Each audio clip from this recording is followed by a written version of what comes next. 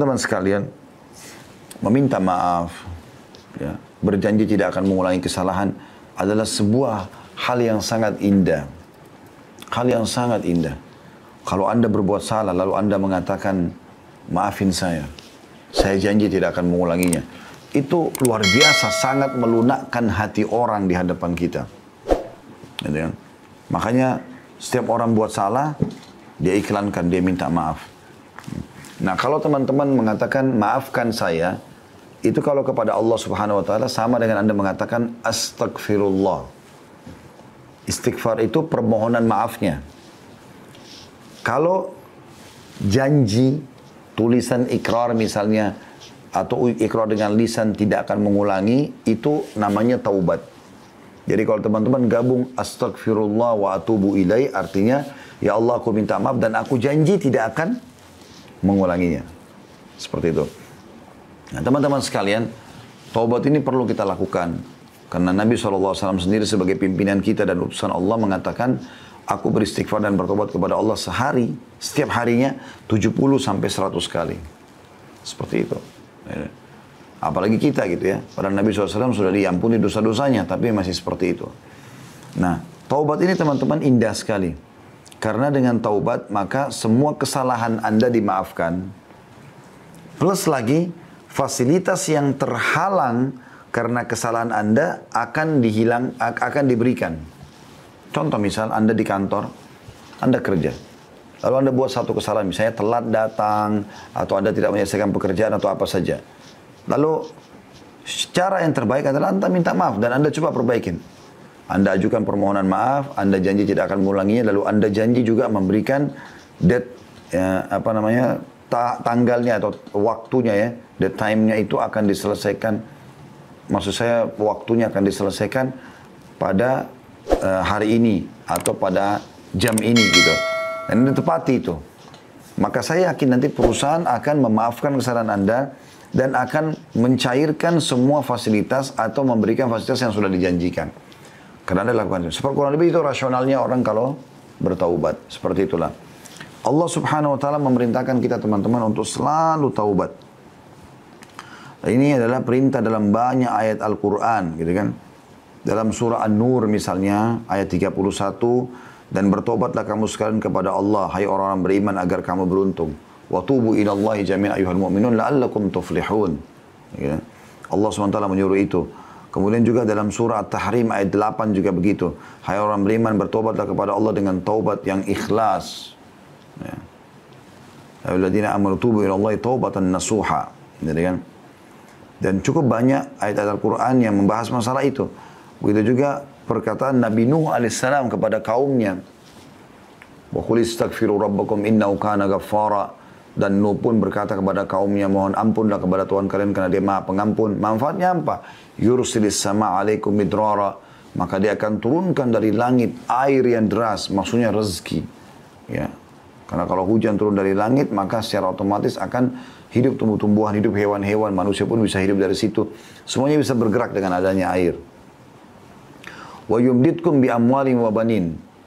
Dan dia akan memberikan tambahan keturunan dan harta buat kalian. Makanya pernah teman-teman sekalian, ada orang yang datang kepada Hasan Basri rahimahullah, 3 orang. Tiga-tiganya punya masalah nih. Yang satu datang mengatakan, wahai imam. Imam itu kalau kita kiai di Indonesia ya. Saya sudah lama sakit, tidak pernah sembuh. Sudah berobat sana sini. Tabib ini, tabib itu, tapi belum sembuh. Apa saran Anda? Kata Hasan Basri, istighfar dan bertobat kepada Allah. Tapi yang benar. Yang nasuha, yang tulus kepada Allah. Orang itu pulang. Masuk orang kedua. Dari sini perbanyak istighfar ya, kata Hasan Basri. Bukan cuma istighfar dan tobat saja pulang, enggak. Perbanyak. Lisanmu selalu astagfirullah wa atubu ilaih. Terus sampai engkau melihat jalan keluarnya. Datang orang kedua mengatakan, wahai imam, saya sudah lama menikah. Ini saya sama istri saya, kebetulan sama istri datang ke rumah Hasan Basri. Rahimahumullah semuanya. Lalu dia mengatakan, kami sudah 10 tahun menikah, belum punya anak. Apa saran Anda? Kami sudah coba ke tabib ini, tabib itu, tapi juga tidak bisa. Ya, kami dapatkan solusinya. Kata Hasan Basri, perbanyak, garis bawah kalimat perbanyak istighfar dan taubat. amalkan. Pulanglah orang itu, orang ketiga datang mengatakan, wahai imam, saya sudah lama bekerja, bertahun-tahun, tidak pernah kaya seperti fulan. Ditunjuklah orang kaya di negeri itu gitu. Orang itu di kota Basra ya, di Irak. Maka kata Hasan, dan saya sudah coba kerja ini, kerja itu, tetap aja begini keadaan saya sudah sekian tahun.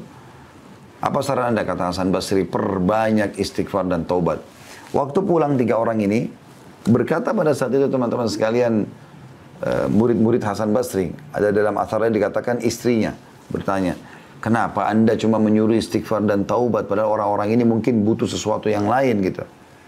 Maka apa kata Hasan Basri, tidakkah engkau membaca firman Allah subhanahu wa ta'ala tadi dalam surah Nuh itu ya, Nuh berkata kepada kaumnya, wa qul istaghfiru rabbakum innahu kana ghaffara.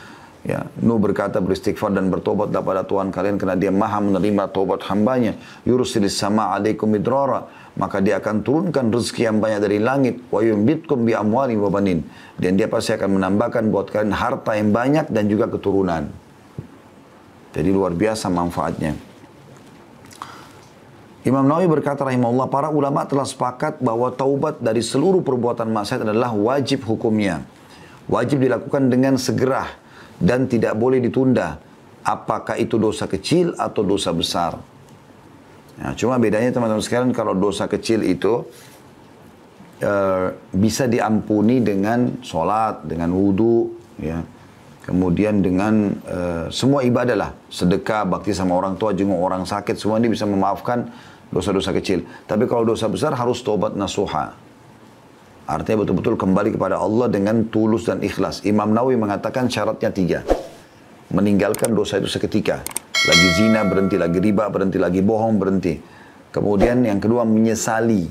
Dan yang ketiga berjanji kepada Allah tidak akan mengulanginya. Subhanallah, ini tidak sulit ya. Karena meninggalkan dosa itu bisa kita kerjakan setiap saat. Menyesal ini, kata ulama, semua orang yang buat dosa, Allah akan datangkan penyesalan. Allah datangkan penyesalan. Jadi penyesalannya itu semua muncul. Kayak orang habis berzina, orang habis menipu. Hilang itu. Muncul itu rasa menyesal. Sudah ada. Kemudian yang ketiga, janji sama Allah tidak akan mengulanginya. Maka akan diterima taubatnya insya Allah. Seperti itu. Kita tutup teman-teman sekalian dengan beberapa sabda Nabi SAW, diantaranya, sesungguhnya Allah subhanahu wa ta'ala selalu membuka tangannya di waktu malam untuk menerima taubat orang yang melakukan kesalahan di siang hari. Dan sesungguhnya Allah membuka tangannya pada siang hari untuk menerima taubat orang yang melakukan kesalahan di malam hari. Begitulah terus hingga matahari terbenam dari barat. Ya, maksudnya di sini, terbenam, ya, terbit dari barat, sampai terbit dari barat. Hadits yang selanjutnya, Allah subhanahu wa ta'ala sangat gembira dengan taubat hambanya. Jadi Allah ini subhanallah tidak mau kita masuk neraka, mau kita masuk surga. Makanya dia sangat gembira dengan taubat hambanya. Dan kita tutup dengan ini teman-teman sekalian insyaAllah. Kata Nabi SAW, Allah lebih gembira dengan taubat hambanya dibandingkan seseorang di antara kalian yang membawa seluruh bekalnya di atas tunggangannya. Ya, digambarkan tunggang itu zaman dulu seperti unta misalnya. Dia bawa semuanya bekalnya. Kalau Anda mungkin naik mobil di zaman sekarang, membawa seluruh harta yang Anda punya, simpanan Anda, bawa di mobil. Kemudian kata Nabi SAW, dia melewati padang pasir yang tak bertuan. Nggak ada orang, nggak ada hewan, padang pasir tandus.